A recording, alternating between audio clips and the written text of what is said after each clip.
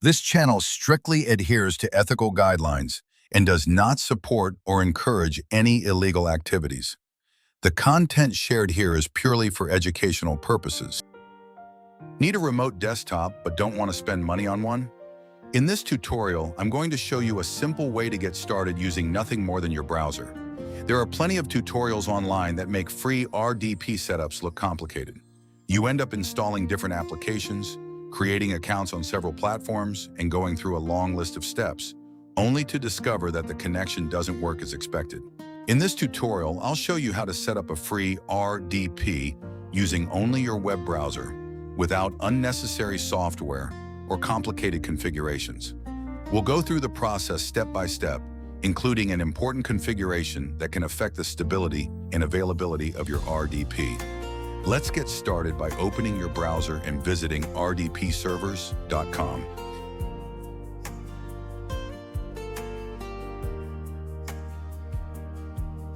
All right, let's jump straight into the website and see what we're working with. The first thing you notice is that the interface is pretty straightforward. There's nothing overly complicated, and the platform advertises free RDP servers with different location options. It also says you don't need a credit card to get started. Sounds good, right? But we're not here just to read what's on the homepage. Let's actually test the service and see how the setup works. Once you scroll through the page, you'll find the available RDP trial options. There are three main plans: Learner, Premium, and Elite. The Learner plan is the one we're interested in because it's free. Premium comes with a paid trial starting at $100, while Elite gives you more flexibility to customize the resources according to your needs. For this walkthrough, I'll select Learner and click Start Trial. The registration form is pretty simple. Enter your name, email address, and the other information requested. Once you've filled everything out, submit the form.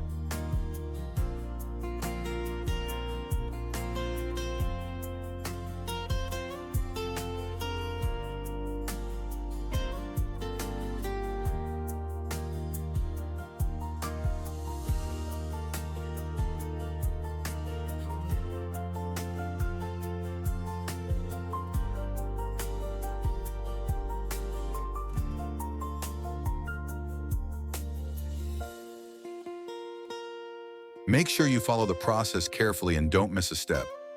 Shortcuts wouldn't help you achieve the final goal. If you're new to the channel, kindly hit the subscribe button so you don't miss out on future tutorials.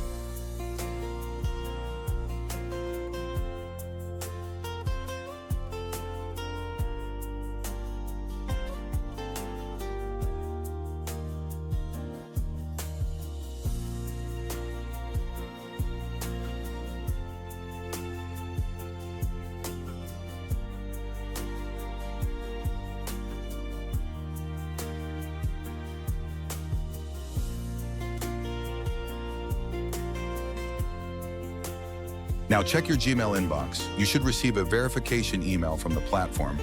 Open it and click the verification link.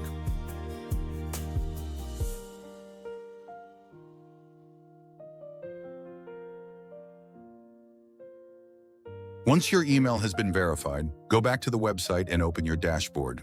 Scroll down until you see Access Now. Click it and open it in a new tab. On the new page, you'll see Launch Now. Click that, and you'll be taken to the RDP login screen. Now we need the username and password. Go back to the previous tab and look for the section showing your free RDP username and password. Copy both credentials and enter them on the login page.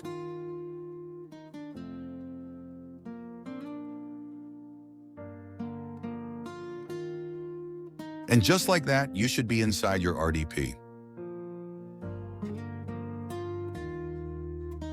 So, we've got the RDP running. That was actually pretty quick.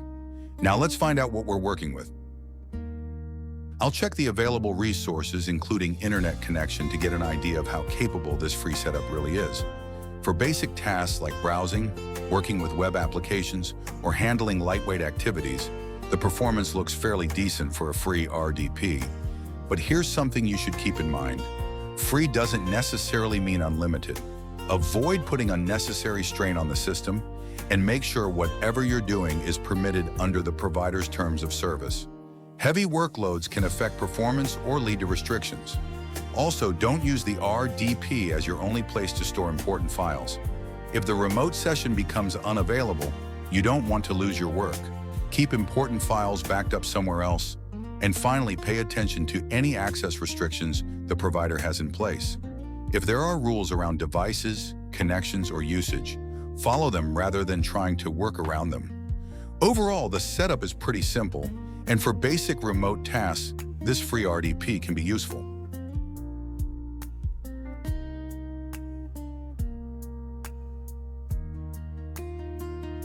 That's going to be it for this tutorial. If this video helped you out, hit the subscribe button and turn on notifications. And if you have a question or something doesn't work on your end, drop a comment below. I'll see you in the next one.